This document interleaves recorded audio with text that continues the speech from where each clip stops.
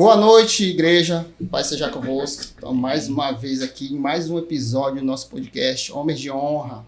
E hoje a gente tem a honra aqui de receber a família do Paulo Eduardo, que está conosco aqui, né? Seu filho campeão, sua esposa querida. Estamos aqui mais uma vez para compartilhar, né, a vida dos nossos irmãos, trazendo honra, que é o que eles merecem. Paulo Eduardo, conheço muito bem Paulo Eduardo há muito tempo, né? Então a gente tem muito o que conversar aqui. Vamos orar rapidinho. Amém. Amém.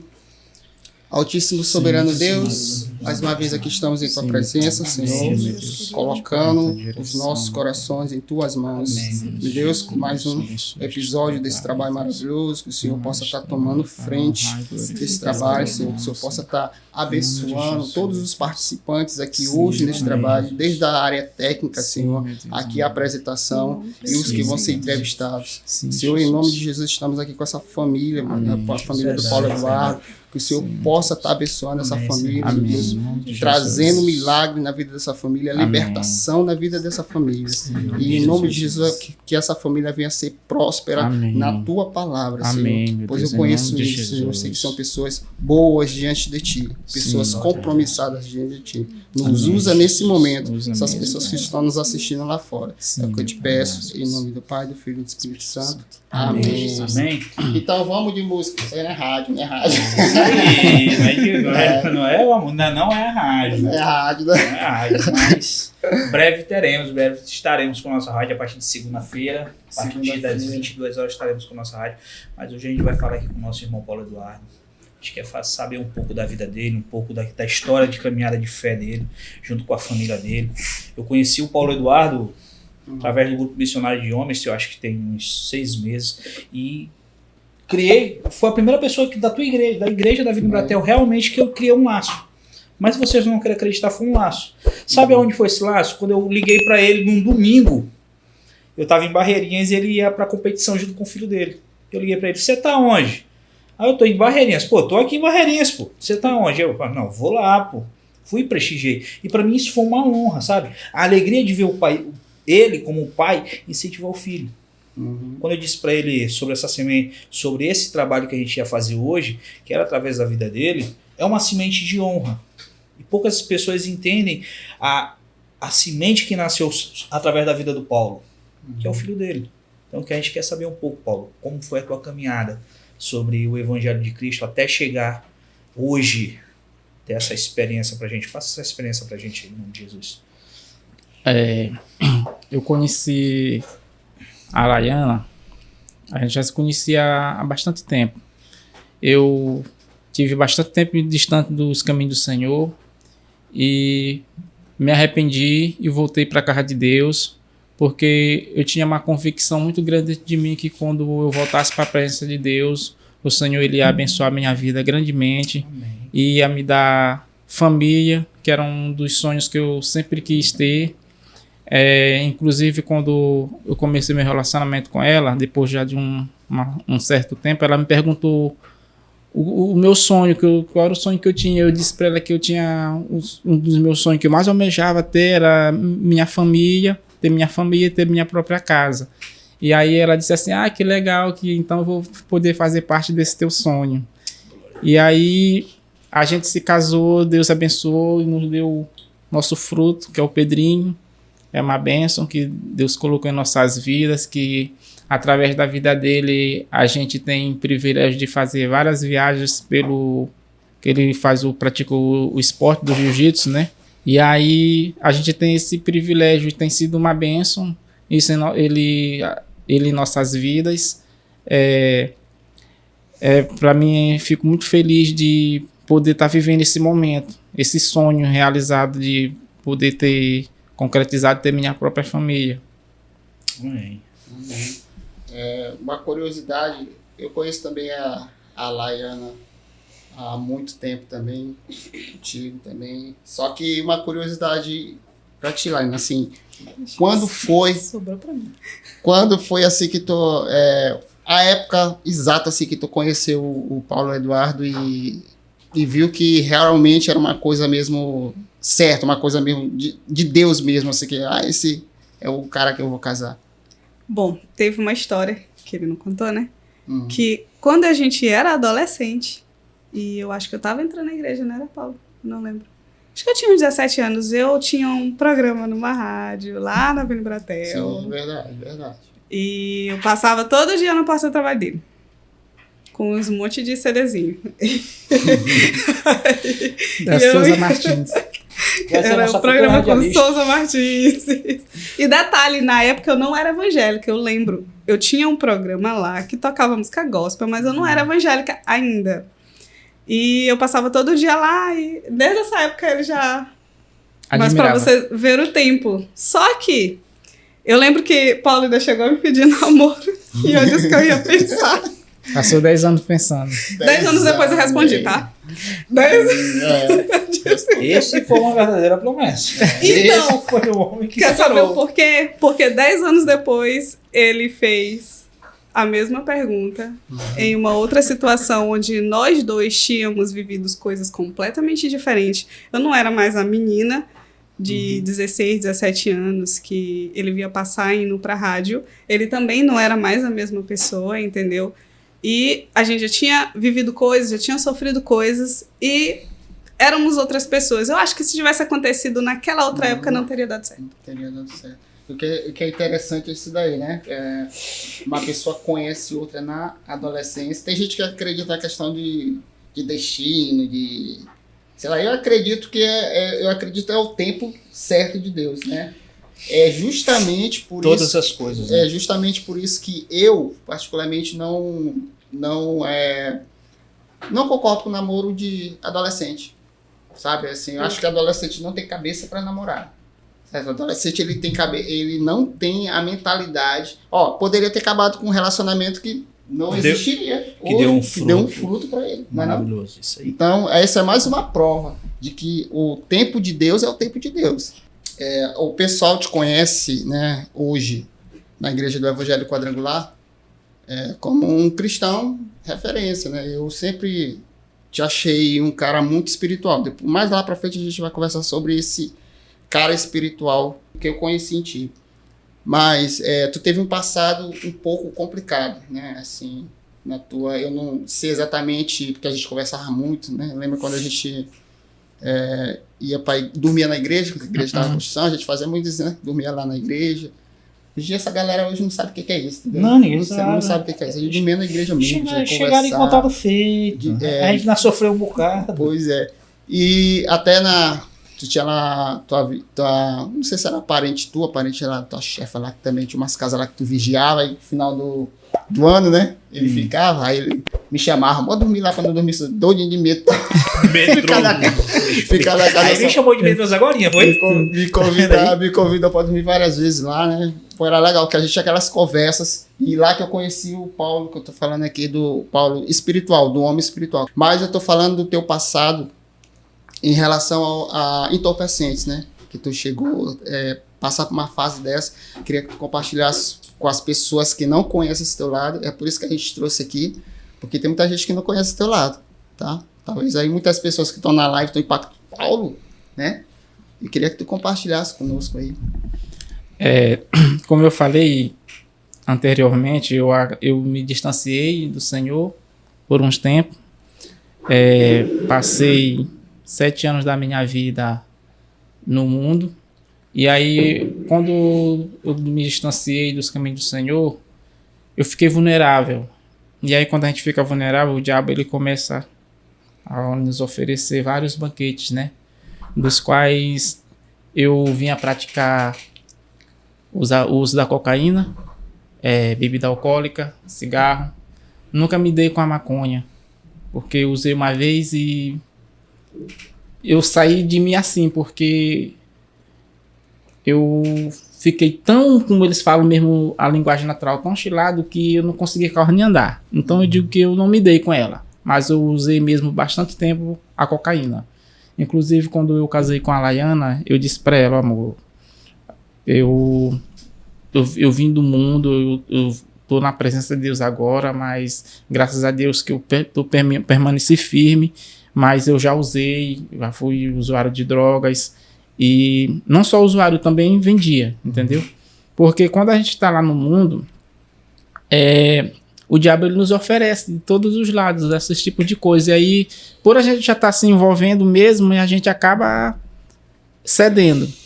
E aí eu fiquei, acho que passei uns 4 anos que eu vendia cocaína. Chegou um ponto da minha vida em que eu já não aguentava mais. Não só tanto tá vendendo, como tá usando também. Cheguei a sangrar poucas vezes pelo nariz. E o fato também de eu estar usando e bebendo, eu só chegava em casa por volta das 4 da manhã. A minha mãe às vezes não conseguia dormir enquanto eu não chegava. Minha mãe sofria muito com isso. E eu próprio já não aguentava mais viver aquela vida que eu estava vivendo. E a gente sabe que para a pessoa que está lá no vício, não é fácil para sair. Eu cheguei em alguns momentos desse longo período voltar até para a igreja, mas não firmava, porque não tinha voltado mesmo de coração. Não me libertava de fato daquele vício, entendeu? E foi difícil para mim. Algumas vezes eu cheguei a conversar com poucos irmãos lá da igreja e contava que estava passando por um momento difícil e tal. Às vezes chegava até a chorar quando conversava, mas devido de estar sofrendo mesmo, porque era uma vida sofrida. O irmão Eduardo sabe que a vida no entorpecente é uma vida sofrida, uma vida de vício que não é fácil para a gente se libertar. Verdade. E eu acho que umas 4 ou 5 vezes eu voltei para a igreja, mas não me firmei, por conta de ainda não ter me libertado totalmente dos vícios. Porque a gente fica dependente. A dependência química é uma coisa que, cara, só quem convive sabe como é difícil para sair. E aí eu cheguei num ponto que eu já não estava mais aguentando, e eu começava a pedir para Deus, para o Senhor me tirar daquela vida. Mesmo eu estando naquela vida que eu vivia e já não estava mais aguentando, eu pedindo para Deus me tirar daquela vida, mas mesmo assim, no dia seguinte, eu voltava a usar. E chegou um dia que meu sobrinho me fez um convite para mim ir lá na Assembleia, visitar, que ele se congregava lá com minha sobrinha. E aí eu disse para ele que eu ia. Aí eu falei assim para mim mesmo, rapaz, toda vez eu digo que eu vou e não vou. Hoje nem o diabo vai me impedir de eu ir na casa de Deus. Falei assim, isso cedo, né? Quando chegou no final da tarde que ele estava se arrumando, ele disse, aí, nós vamos lá, Paulo? Aí meu coração se endureceu. Eu disse que não. Ele ficou cabisbaixo e eu percebi que ele tinha ficado triste. E naquele momento, eu me lembrei da palavra que eu tinha falado para mim mesmo, que nem o diabo ia me impedir de eu ir naquele dia na casa de Deus. E aí eu disse, rapaz, eu disse que nem o diabo ia me impedir de ir na casa de Deus. Então o diabo não vai me impedir, eu vou. Aí eu tomei banho, aí quando ele menos esperou, eu cheguei lá na igreja. E aí teve todo um momento de adoração, teve a palavra. E aí no final eles fizeram o apelo. E aí eu fui e aceitei Jesus. E, irmãos, eu digo que na hora que ele me convidou para mim ir lá na frente, eu ainda endureci o coração. E aí eu fechei o olho e comecei a orar e pedir para Deus me dar forças, porque talvez aquele poderia ser uma última oportunidade, porque na vida que eu estava vivendo, a gente não sabe, né, o que pode acontecer. A gente sai para a noitada, não sabe se volta. E aí, quando eu me espantei, quando eu comecei a falar com Deus, que eu me dei por mim, eu estava lá na frente, eu quase nem sentia eu indo para lá. Eu estava já lá na frente, lá, e já chorando, me derramando nos pés do Senhor. E eu acredito que naquele dia foi uma festa muito grande no céu. E quando eu saí da igreja, eu saí mandando mensagem para todos os meus amigos que praticavam o uso da cocaína comigo, que eu bebia, e eu saí mandando mensagem para todo mundo que hoje eu era uma nova criatura, que eu não ia mais beber, que eu não ia mais fumar, que eu não ia mais usar entorpecentes nenhum. Eu saí mandando mensagem para todo mundo, que era para ver se eu me envergonhava de algum dia estar junto com eles em algum outro momento. E aquilo serviu de exemplo, porque quando eu pensava em voltar, eu me lembrava das mensagens que eu mandava para todo mundo, que eu mandei para todo mundo naquele dia. Acredito que já era o Espírito Santo de Deus que já estava tratando com o meu coração quando eu estava mandando essas mensagens para eles, porque foi o que me o que me deu força no começo para eu permanecer. Eu lembrar das mensagens que eu mandei no primeiro dia quando eu saí da igreja, depois que eu me converti. Amém. Malaiane, deixa eu te fazer uma pergunta. E quando a senhora soube que ele era um ex-dependente químico, qual foi a sua reação? Eu já desconfiava. E aí, qual foi a sua reação pra senhora Assim, aceitar? não foi surpresa, porque eu já sabia que ele bebia pra caramba. Certo. A gente que mora ali no bairro sabe da vida de todo mundo, né? Eu já desconfiava, porque dificilmente jovem que bebe muito não usa drogas. É muito difícil. É muito difícil. Entendeu? Até porque eu não nasci na igreja. Eu nasci no mundo. E embora eu não tenha vivido essas coisas, né? Eu vi isso acontecer entre os meus amigos, entendeu? Eu já desconfiava, então não foi uma surpresa, não.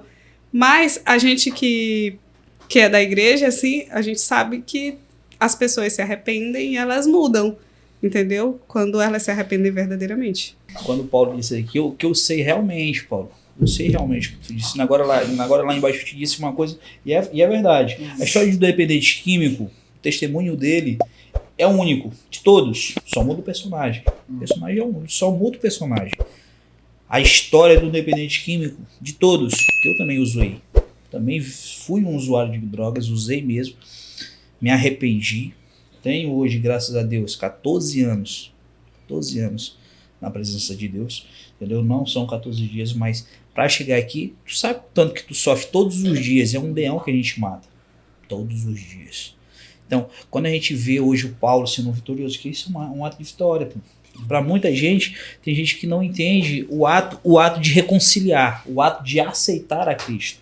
Tem gente que não entende esse papel, que acha que viver para Cristo, quem está no mundo hoje, acha que o ato de ter um fruto de reconciliação é pequeno, mas é grandioso para Deus. Então é que ele disse que ele dá a vida, o mundo inteiro em favor de uma alma.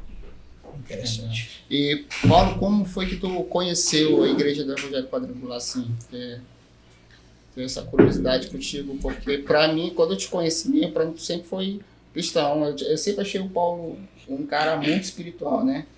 Ele, onde ele trabalha, ali por lá da Rua 7, aquela casa lá que eu acho que até vem. Pode tossir, meu filho, pode tossir à vontade. Isso, a rocha. Deixa eu só tirar meu copo daqui. Aquela casa lá, onde a gente tinha um abate de frango lá, sim, que a gente sim. conversava muito, compartilhando muita coisa junto ali. Eu mais o Paulo, da vida mesmo, entendeu? Dessa fase de adolescência complicada, né? Da juventude. E só que aí eu tenho essa curiosidade contigo. Como foi que tu conheceu a Igreja do Evangelho? No ano de 2000, eu cheguei lá na Rua 6. Eu morava na cidade de Pinheiro. E eu tinha minha tia que morava lá na Rua 6. Eu vim morar com ela. Aí acho que eu tava com um mês mais ou menos que eu tava morando com ela. A Dani, ela precisou de uma pessoa para abater os frangos para ela. E aí minha prima disse assim: eu tenho um sobrinho meu que tá aí na casa de mamãe, ele não tá trabalhando, tá a fim de arranjar alguma coisa pra fazer. Aí fui, falei com o Dani, aí comecei a bater frango pra ela. E aí eu comecei a fazer amizade com os meninos lá da rua. Aí o Fabiano, irmão do Adriano, congregava lá na Quadrangular. Aí ele me fez o convite. A gente não quer ir pro culto com a gente à noite? Tem culto lá na igreja. Aí eu comecei a ir. Aí eu comecei a gostar. Aí entrei mesmo de cabeça também, mesmo me firmei. Às vezes quando tinha o culto de adolescente, às vezes eu levava a palavra, e aí eu passei bastante tempo mesmo firme na igreja. 7 anos passei 7 anos na igreja, antes de eu sair da presença de Deus. E durante esses 7 anos eu trabalhei bastante na obra do Senhor. Eu fazia bastante evangelismo, eu gostava muito de sair nas ruas evangelizando. Não sei se tu lembra, sim, a gente ia lá pra igreja desde 2 horas, ficava fazendo, carimbando os panfletinhos, né?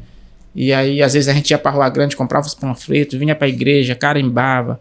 E a gente trabalhou bastante naquele tempo. Sim. Existe essa prática do evangelismo desde adolescente e na mocidade, que é algo que hoje é muito raro se ver, né? Mas a gente tinha o prazer de fazer aquilo mesmo. A igreja se reunia, falava, vai ter evangelismo. Podia ser domingo, 2 horas da tarde, mas estava lá marcando presença, os jovens e os adolescentes. E, só que aí, Paulo, uma temporada que tu te afastou, né? Eu queria que tu, assim, tentasse explanar para nós aqui, principalmente para o jovem, o adolescente hoje que está nos assistindo aí, que às vezes ele está numa situação dessa, tá? Assim, de tá patinando, né? Na presença de Deus, tá se achando fraco e às vezes ele procura uma influência lá fora, encontra uma influência e acaba se afastando. Eu queria que tu falasse, assim, o que for que te atraiu fora da igreja, para te passar uma temporada fora da igreja. Eu tive uma... Como é que a gente pode dizer? Tive uma decepção, não na igreja, mas no relacionamento que eu tive. Uhum. E aí eu acho que foi o meu ponto fraco, onde o inimigo ele trabalhou. Uhum. E me tirou da presença de Deus. Era aquilo que a gente estava conversando agora. Porque às vezes, quando a gente é jovem, o relacionamento não dá certo, a gente acaba se aborrecendo. E o inimigo, ele é estrategista. Nós temos um adversário que ele não brinca. Ele procura uma brecha. E quando a gente dá a brecha, ele entra ali naquela brecha e aí ele tira a gente da presença de Deus. Foi o que aconteceu comigo. Falta de vigilância. Entendeu? Eu não me vigiei. E aí eu não comecei a não deixar de praticar a palavra. Comecei a não ir mais nos cultos. Fui esfriando espiritualmente. E aí quando eu me dei por conta, eu estava morto espiritualmente. E aí foi onde eu me distanciei da presença de Deus. Só que eu quero dizer para os jovens que estão na igreja, os adolescentes, para eles se manterem focados no Senhor, firme na presença de Deus.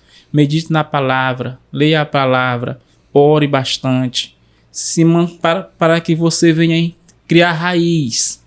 Para que em algum momento, quando passar por uma dificuldade, você venha estar ali alicerçado e firme na presença de Deus.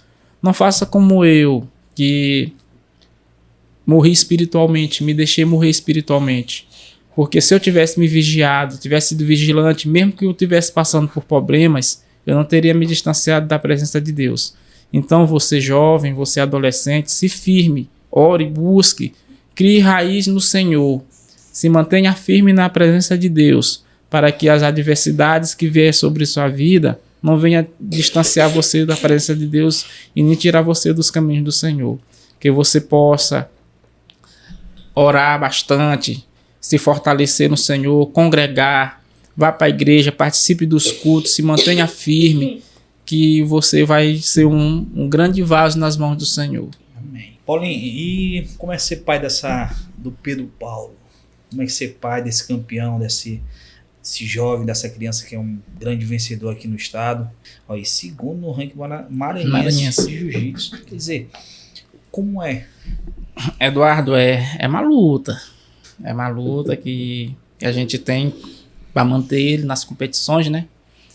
Que tem competições, às vezes, tem meses que tem 2, 3 competições. Às vezes a gente tem que sair da cidade, tem que ir lá fora buscar 600 pontos, 800 pontos. E aí é uma luta constante com ele para ele poder ir para essas competições. E eu converso bastante com ele, a gente não deixa ele faltar treino, para ele treinar, para ele se aperfeiçoando cada dia.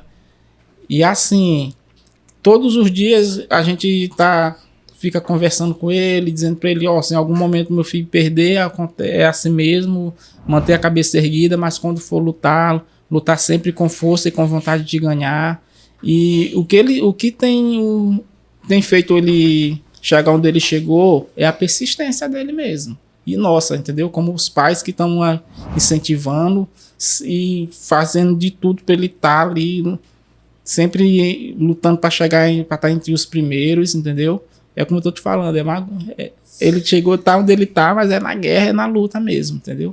Entendi. E, dona Laiane, como é ser essa pessoa, essa intercessora dentro do seu lar? Tem um marido forte, tem uma criação, tem um filho campeão, e ao mesmo tempo ser uma mulher de Deus. Como é isso? Explica aí pra gente. Na verdade, não é fácil. Vou mentir. Até porque, gente, tem que lidar com tudo isso, né? No caso, trabalho, família, estudo ainda. E lidar com a carreira, vou chamar de carreira dele, com a minha, e não perder nenhum dos dois. Tem que ficar equilibrando. É só Deus. Porque a gente mesmo não consegue, não. Colocando Deus e não colocando essas coisas em primeiro lugar. Porque, assim, já aconteceu de eu me ver colocando a nossa vida secular, digamos assim, na frente. E aí, do nada, vem uma mensagem, um estalo. Né? Porque o Espírito Santo fala com a gente, né? Chama atenção, puxa a orelha. Ei, para, não é aí. E aí a gente começa a frear. Se eu continuar por aqui, eu posso até alcançar esse sucesso, mas eu posso perder a minha vida com Deus. E aí a gente volta e dá alguns passos para trás para poder dar vários passos na frente. Entendeu? É esse tipo de sabedoria que a gente precisa estar tendo. Eu queria entender como é que funciona essa logística de vocês, porque eu sei que é uma mulher muito ocupada, trabalha, e o tempo que eu conheço a Lana, ela sempre trabalhou, estudou, né? Sempre esteve envolvida com estudo. Essa mulher não acaba de estudar nunca, sério. Sério, muito tempo ela trabalha, estuda. E aí, com dois machos dentro de casa, que não traz, né? Tem um moleque, né? Um cara, meu filho mais novo e meu filho mais velho. E aí eu sei que não é fácil, mas ela tocou num detalhe interessante sobre não perder essa vida com Deus, porque não sei se tu sabe, mas ela é nossa secretária, né? Regional. Eu sei, secretária regional de escola bíblica. Então, essa família, eles estão com todos esses corres, mas estão lá na igreja, né? Firmes, seja domingo, dia de semana, escola bíblica, estão lá. Né? E aí o que a gente mais vê hoje em dia é as desculpas para não se ter essa vida com Deus, né? E aí isso é admirável, né? É muito admirável e é um exemplo para quem está nos assistindo aí, porque são tempos que a gente está falando, são tempos difíceis, são difíceis mesmo, mas às vezes a gente que torna tempo mais difícil. Essa geração, esse tempo mais difícil, né? Porque dá para fazer, cara. Dá para fazer. Eu posso... Uma coisa assim, um conselho que eu vou dar, porque a gente não pode dizer que é fácil, porque a gente estaria mentindo para as pessoas, né? Mas comece pelo mais difícil. Todo dia, como tu diz, eu não sei como é que ela faz. Eu começo pelo mais difícil. É mais difícil acordar cedo e fazer o que tem que ser feito? Então eu começo fazendo isso. Porque se eu não começar pelo mais difícil, eu vou perder tempo olhando o Instagram, eu vou perder tempo vendo as conversas inúteis do WhatsApp. E quando eu pensar que não, metade do meu dia já foi. Eu não orei, eu não fiz o que tinha que ser feito, eu não pensei nos meus planos, eu não fiz nada. Entendeu? Tempo com tudo. Perdi tempo com tudo que não era importante. Que não era importante. Entendeu? É só começar pelo mais difícil. E é por isso que é difícil. Porque a gente não quer. A senhora falou uma coisa que quando a gente retrocede, às vezes pra gente caminhar pra frente realmente com Cristo, a gente às vezes retrocede, né? As pessoas acham que é um retrocesso. Não é. Outro dia eu escutei um pregador ele falando uma coisa muito interessante. Quando um arqueiro puxa uma flecha, a flecha não vai primeiro. A gente puxa para trás. Vai todo o tempo primeiro para trás. Para poder depois ir para frente e acertar o seu alvo. Por isso que Paulo fala, olha, o alvo é Cristo. Entendeu? Toda vez que a gente vai para frente, toda vez que a gente vai para trás, eu entendo a tua vida com Cristo dessa forma. Às vezes vamos supor, se tu tivesse permanecido firme, talvez hoje, a gente entende isso, não estaria casado. Mas às vezes não é um retrocesso, mas sim um aprendizado para a vida, entendeu? Aquilo que a gente passou, aquilo que tu passou foi um aprendizado para a vida.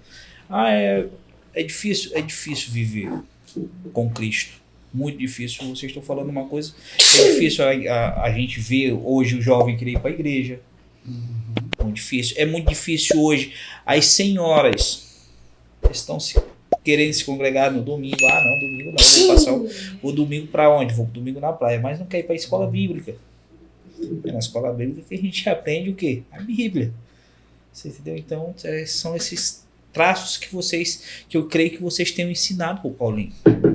esse DNA de entender que ele é uma ferramenta de Cristo para alcançar pessoas através daquilo que ele tem praticado no esporte. Entendeu? E como é que vocês descobriram a aptidão pelo esporte no rapaz? Foi um tiro assim, bora botar no judô, bora botar no jiu-jitsu, como é ele? Ele faz natação. Natação. Lá na Labute, no Anjo da Guarda. Aí eles fizeram um convênio com o William lá da Esparta. Ele tava dando aula lá. Aí ele estudava na Escola Recanto do Saber, né, amor? Era. Na época. Aí a escola Recanto do Saber informou a gente, aí a gente se interessou e botou ele lá. E o engraçado é que na época eu achava que era judô, porque eles usavam kimono. E eu não sabia de jiu-jitsu, né, amor? Aí eu queria botar ele no judô mesmo. E foi pro judô, né? que não era judô. Aí ele fazendo, né? Por ele fazer, caiu, depois já vi que vocês entraram também no pacote, né? Tu, né? Eu saí, mas eu já saí, mas eu fazia Muay Thai. Muay Thai. Legal. E no começo ele não era bom, não era bom. Mas Pedro não sabia nem cair. Começa, né? Começa, Não, né? assim, mas assim, pra ver uma... Até porque ele é criança, talvez não saiba explicar isso. Mas no início, quem ia ver os treinos era a mamãe. Aí a mamãe dizia que... A mamãe chegava em casa dizendo assim, não, Laína, Ele é péssimo. Não dá, não. Que incentivo é esse, hein?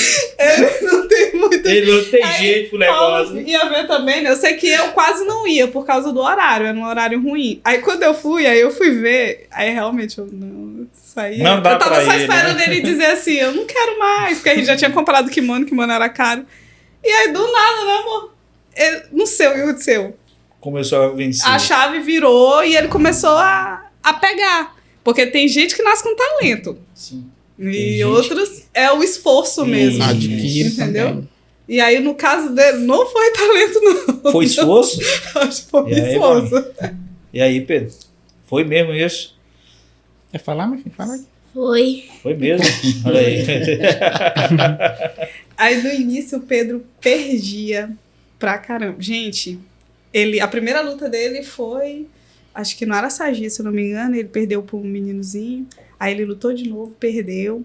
Aí depois começou a ganhar uma, perdia as outras. E aí foi bronze. Depois ele começou a perder sempre pro mesmo menino.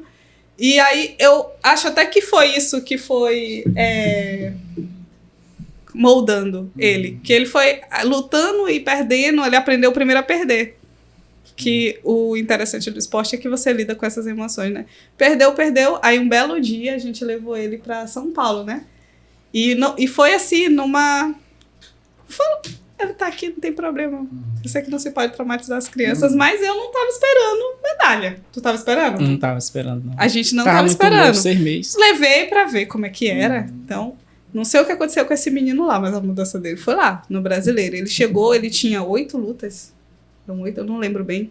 Eu sei que ele fez 3 lutas e foi pra semifinal e conseguiu chegar no bronze, no maior campeonato que tem aqui no Brasil, sendo que ele não tinha esse negócio aqui no próprio Maranhão, né? E ele voltou de lá com a chave virada. Depois dessa luta, esse menino começou ouro. Girou. Acho que ele sentiu o gostinho, a emoção do que era ganhar de verdade e girou a chave e começou a ganhar. E aí, hoje ele é multicampeão, né? Ganha direto. Mas você já prepara o coração dele, né? Pra Já perder? prepara a mente dele, né? Porque assim, o esporte é desse jeito. A gente né? diz, tá- vai, se aproveita a divide. fase. O que foi que eu te disse ontem, antes da luta? Pra eu me divertir.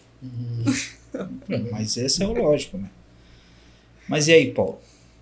E o que tu tem ensinado pro teu filho realmente, hoje? Eu tenho ensinado para ele, digo sempre para ele o seguinte, meu filho, a nossa vida vem as vitórias e vem as derrotas. A gente tem que estar preparado. A gente tem que lutar sempre para conseguir a vitória. Sempre para conseguir a vitória. Só que se não deu, meu filho tem que se conformar e seguir de cabeça erguida, porque a vida ela continua. Não pode ficar de cabeça baixa por conta de uma vitória, de algo que não deu certo. Erguer a cabeça que continua e lutar para que reverter aquela situação. E Paulo e Lana, como é que vocês fazem para manter esse sonho de pé esse rapaz? Porque a gente mora num estado, né? Num país em si que o esporte a gente tem que correr muito atrás, né? Tem que correr atrás para manter. Isso, como é que vocês fazem? Vocês tem algum patrocínio fixo? Porque, assim, gente, tô falando isso porque o Paulo, ele costuma fazer rifa de vez em quando, né? Aí tem mandado para os mais próximos, tem divulgado, criaram até a rede social do filho deles lá no Instagram, inclusive vai estar passando aqui para vocês, eu vou deixar o link também na descrição do vídeo. Mas ele precisa de ajuda, né?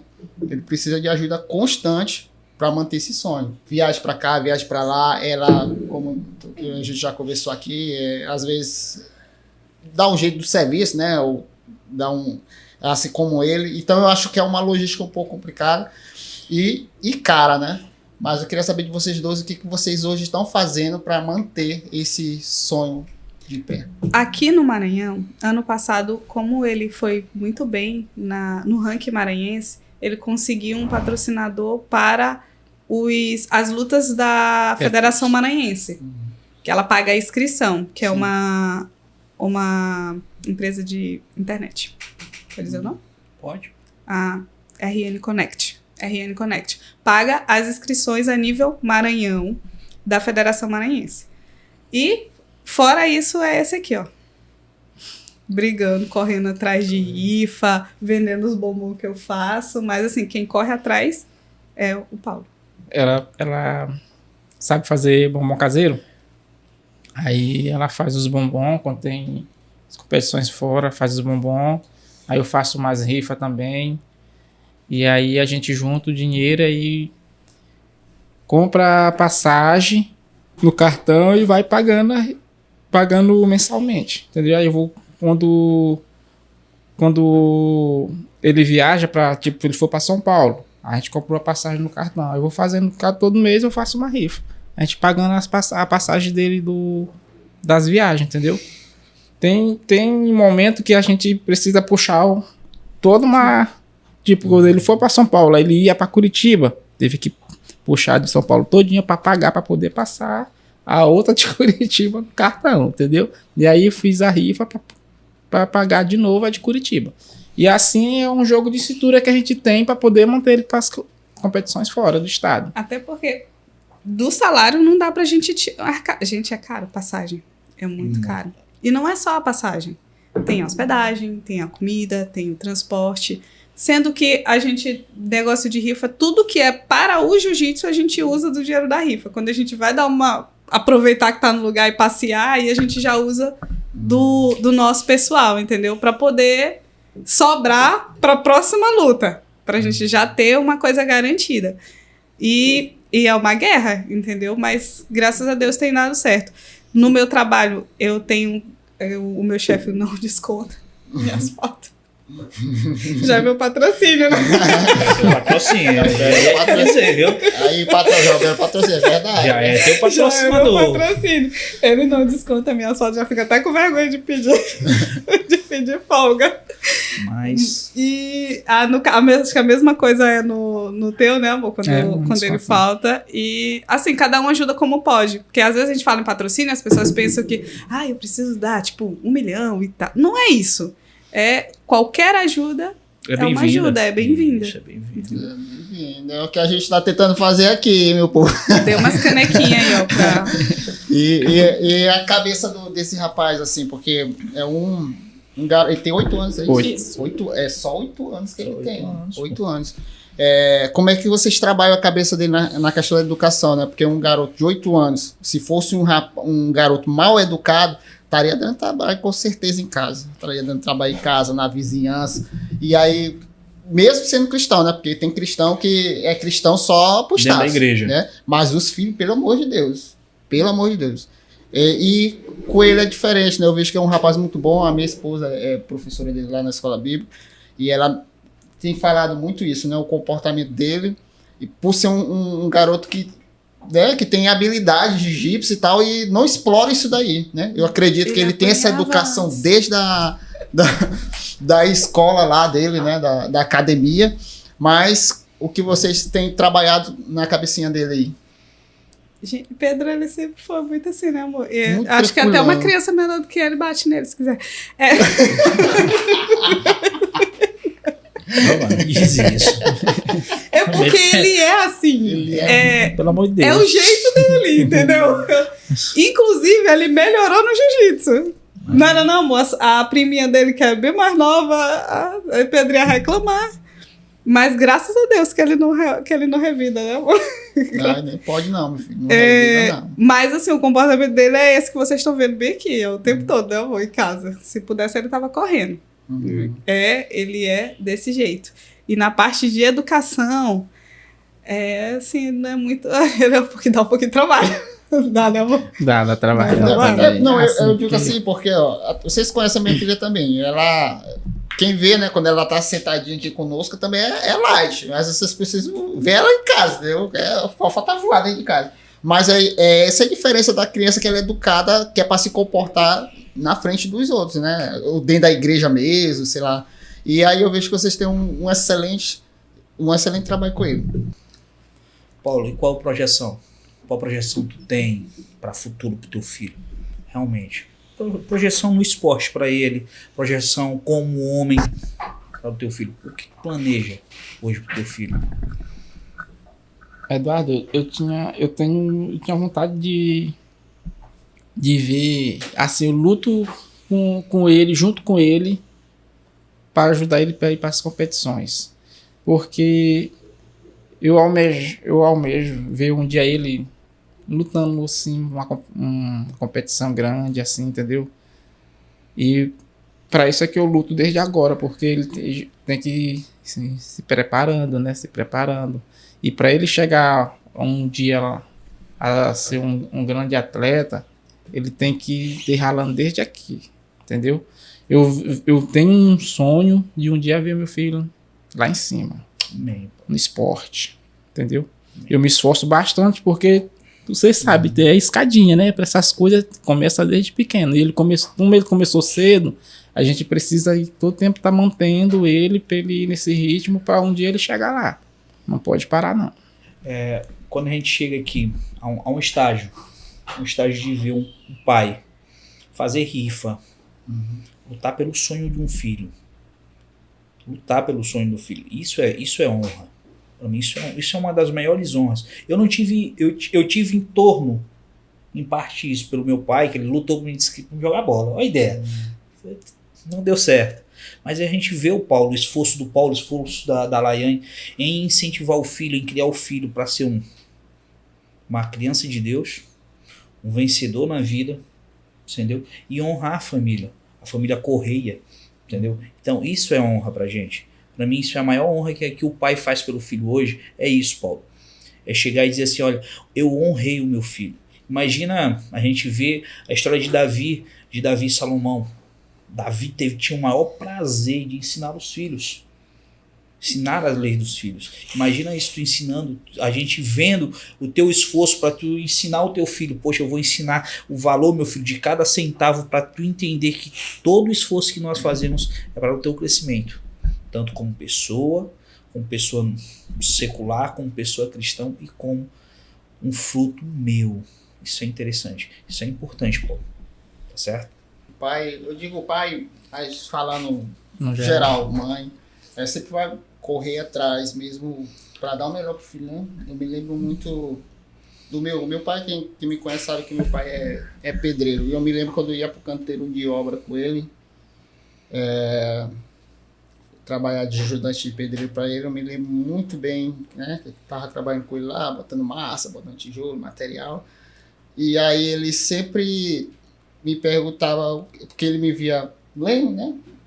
Na época eu estudava muito para concurso, mas não me lembro dessa fase minha que queria ser concurseiro, queria, hoje. Queria. Desistir, né? Mas o resultado deu, pois tudo o resultado deu, graças a Deus, até hoje. Mas, tipo, o que ele fazia? Ele, bota isso aqui pra mim, botava tanto de massa, tanto de tijolo, e mandava ele lá pro cantinho com a minha postilhazinha pra estudar, entendeu? Ele não me tirava daquilo porque ele queria um futuro pra mim, né? E eu tenho certeza que hoje ele tem orgulho de mim, né? Claro. Tem muito orgulho de mim. E eu acredito pro Pedrinho ser um rapaz muito bom, né? A gente vê isso nele. Ele vai lembrar disso daí. Vai lembrar e isso é doido. Quando esse dia chegar, o dia que a gente vê ele lá nos pódios, vai ser emocionante, cara. Vai ser muito emocionante para você. Você já né? Visualiza isso hoje, né? E é uma benção mesmo. É aquela visão, né? Certo, a gente está quase terminando. Eu queria que vocês falassem o que o pessoal pode ajudar para contribuir aí com o crescimento do Pedrinho. Eu sei que vocês têm as redes sociais do rapaz, né? Mas vocês falassem aí pro pessoal que está nos assistindo, para seguir aí as redes dele, né? Apresentar as redes sociais que ele tem aí. Pode falar aí para a galera aí, onde a gente pode encontrar o Pedrinho, né? Pelo menos digital, de forma digital. Ele tem canal no YouTube, tem Instagram. Só Instagram. Qual é o Instagram? Pedro Paulo _Jiu-Jitsu. E a escola dele, a gente tá fazendo aqui propaganda também pra academia. Como é a academia? Spartan. Spartan. Vamos fazer propaganda Spartan Thai. aí. Que fica onde? Fica lá na Avenida Bratel, na entrada da Avenida Bratel. Gente, eu não sei o nome da avenida, Avenida do Figueiredo, né? Não, é Sarney Filho. Sarney Filho, bem na entrada da Avenida Bratel. É aquela lá que era uma igreja ali, não é? Ou Era onde era a igreja. Tinha uma Era igreja. uma igreja ali? Lá era uma igreja. Lá era uma igreja Assembleia de Deus. Aí lá ele já tá, ele é o quê? Faixa o quê? Amarelo com branco. Tá, me explica aí, explica pra galera que não sabe aí como é que Explica. funciona a dois. questão aí. Faixa contigo. Fala tu aí, Pedro. Fala aí, Explica pra Pedrinho, galera agora como eu é tô que vendo. funciona essa questão das Se faixas você aí. for explicar, vai dar errado. Vai lá. Explica as cores da faixa. Vamos lá, Pedro. As cores da faixa são branca, cinza, amarela, laranja, verde. Aí depois vem a azul, aí vem a roxa, depois a marrom, vem a preta, e aí depois vai pra vermelho e depois vai pra coral, que é com uns 90 anos. 90 anos de idade? Exatamente. É mesmo? Essa tem idade. É porque eu já ia perguntar, porque as horas que tá falando de faixa aí tô até chegar nessa É porque as faixas são classificadas tanto por idade. por idade. No caso dele, como ele é criança, ele só vai até a verde, né, Pedro? Ele só pode ir até a verde, depois ele tem que atingir idade para poder pegar a azul e seguir. Se eu estiver falando errado, alguém me corrige aí, por favor. Eu posso não ter. Mas eu sei que ele não pode pegar a azul logo. Aí depois segue até a preta. A preta eu não tenho certeza, mas se eu não me engano é só com 18 anos. 18 Tem, porque... Oi? É só com 18, né? Eu não tenho... É quanto? Tu lembra? Uns 30 anos, não Não, sei. pode antes. Eu sei que pode antes. Eu só não lembro quanto. Mas tem idade também. No caso dele, como ele começou novinho, ele chega na preta mais rápido do que a gente, que começa agora. Porque tem tempo de treino e tem a idade. Isso aí que eu te perguntar, se precisa tempo de treino. Também. A senhora vai pular. A senhora tem quantos anos? Eu? Ô, meu filho. Vai fazer tua mãe falar uma parada assim. Criança. Gente. Nosso tempo chegou ao fim. Hoje nosso amigo, apresentador, meu irmão Manuel, não pôde estar aqui, mas com certeza na próxima segunda-feira estará presente, tá bom? A gente agradece ao Paulo Eduardo, ao Pedrinho e a esposa Laiane, minha coordenadora também. Tá bom? Agradeço demais ela, pela vida dela, pela vida da família dela, pelo meu irmão Azemar que está aqui, em nome de Jesus. Tá bom? Nós agradecemos e foi uma honra entrevistar a família Correia. Estou certo, né? Tá certo. Aí, viu? Já não esqueço. Aí, dia 27. Já me convidaram pro churrasco aí, dia 27, viu? Dia 27. Ele vai pagar um churrasco Vamos- do nosso aniversário de casamento. 9 anos, quer dizer que não vai. 9 anos já. Paulo não vai pagar um churrasco. Isso é brincadeira, viu? Gente, pra gente é uma satisfação imensa, tá bom? O Grupo Missionário de Homens, o GMH, tanto regional como local da igreja de vocês, agradece demais a presença de vocês. A gente está aqui diante do vice-líder do GMH e da nossa coordenadora de escola bíblica, não é? Nossa coordenadora de escola bíblica. A gente também agradece demais a presença de vocês. Que Deus abençoe a família e a vida de vocês em nome de Jesus. Amém? Amém. Você que está nos assistindo aí pelo YouTube, não se esquece de deixar aquele like para dar mais incentivada a aí no nosso trabalho, né? inscreva Compartilha com o máximo de pessoas e o quê? Diga aí pro pessoal. Se inscreva no canal. Se inscreva no Glória a canal. Deus. Amém? Deus abençoe vocês e até o próximo Até o próximo episódio.